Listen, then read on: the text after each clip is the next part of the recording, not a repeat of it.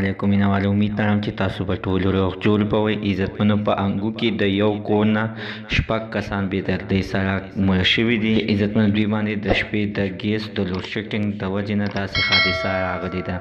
راځئ مینوالو، موږ د ویډیو تر اخره پورې وګورئ چې تاسو ته پوره معلومات در ورسېږي. دې معلومات نه مخکې زه تاسو ته دا یادګینه وکړم، تاسو که چینل زموږ په دې سوپر کلیک چینل کې نوي وئ، چینل هم نوي سبسکرایب کړئ. مهرباني وکړئ تاسو زموږ دا سوپر کلیک چینل د سره سبسکرایب کړئ. خوا کې ساده ټلۍ نشان ووهه چې ښایي یوه نوې معلوماتي ویډیو تاسو ته په اسانۍ باندې در ورسېږي. عزتمنو، د ګیس د لوډ شیډینګ د وجې نه عزتمنو دغه شپږ کسان په کور کې بې دردۍ سره مړه شوي دي.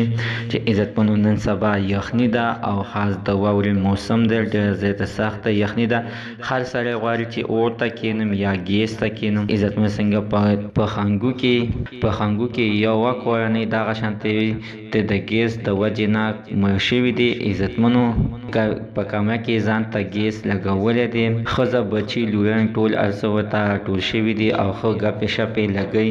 چې عزتمنو، دې کې د شپې ناوخته ټیم شوی دی چې دوی پکې اوده شوي دي. چې عزتمنو، دوی اوده شوي دي، ګیس باندې لوډ شیډینګ شوی دی، یعنې ګیس بند شوی دی. چې بند شوی دی عزتمنو، دوی ته دې خبرې علم نشته چې بجلی ته چې یعنې ګیس تللی دی. چې عزتمنو، ګیس واپس وکې راغلی دی، دوی دغه شانتې اوده دي. عزتمنو، دغه د ګیس د وجې نه دوی بیا مړه شوي دي. زموږ د دې ویډیو مقصد همدا دی چې هر کله چې ګیس ته کښېنئ نو کوشش کوئ د ځان د اوده کېدلو نه مخکې ګیس راور بند کړئ. هر یو چوله، هر یو شی سنبال کړئ، د هغې نه بعد عزتمنو بیا اوده شئ. کو عزتمنو داسې ونه کوئ، نو خدای مکه الله مکه چې په خنګو کې څنګه دا واقعه شوې ده، نو دغه شانتې واقعه به در سره وشي. الله تعالی دغه کورنۍ ته د زړه صبر ورکړي او عزتمنو چې دا کم مړه شوي دي الله تعالی دې ولې اوس هغه جن ښه کړي.